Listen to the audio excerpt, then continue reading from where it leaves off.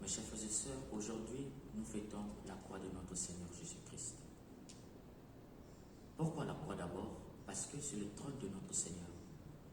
L'ange Gabriel avait dit à la Vierge Marie, Dieu le Père lui donnera le trône de David son père. Et nous savons que le trône de notre Seigneur Jésus-Christ, c'est la croix. C'est sur la croix qu'il a été couronné roi. Regardez sa couronne. C'est sur la croix qu'il était roi. Donc, la croix, c'est son trône. Et on sait aussi que le trône dit l'être de celui qui est sur la croix. Tu ne peux pas aller au village et aller t'asseoir sur le trône d'un roi, n'importe comment, si tu n'es pas roi. Le trône est sacré, le trône est respecté et vénéré, même dans nos traditions. C'est pour dire que cette croix, c'est le trône de notre Seigneur Jésus-Christ, et ça dit l'être de notre Seigneur Jésus-Christ, parce qu'il siège là, sur cette croix. Et nous vénérons, nous respectons cette croix, qui est en fait son trône. Et puis nous, comme catholiques, nous faisons le signe de la croix, au nom du Père, et du Fils, et du Saint-Esprit. Amen. Qu'est-ce que cela dit? Quand je touche ma tête, ça veut dire quoi par là? Que Dieu soit premier dans ma vie. Que Dieu soit premier dans ma vie et rentre dans mon intelligence, parce que la tête, c'est le lieu de l'intelligence. Je fais en sorte que Dieu dirige mon intelligence vers le bien. Parce qu'on peut utiliser mon intelligence pour le mal.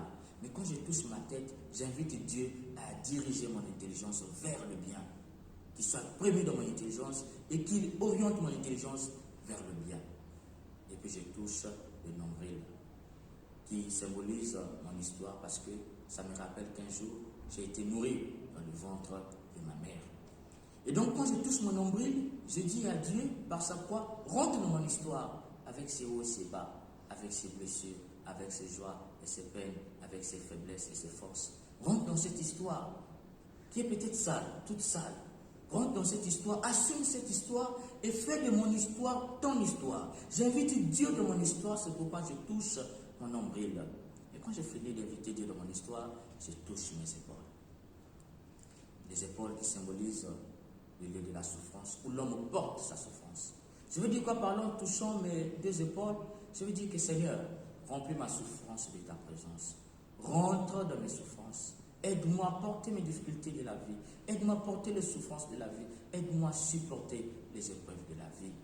J'invite Dieu par sa croix à rentrer dans mes souffrances. Mes chers frères et sœurs, sois fiers de faire le signe de la croix.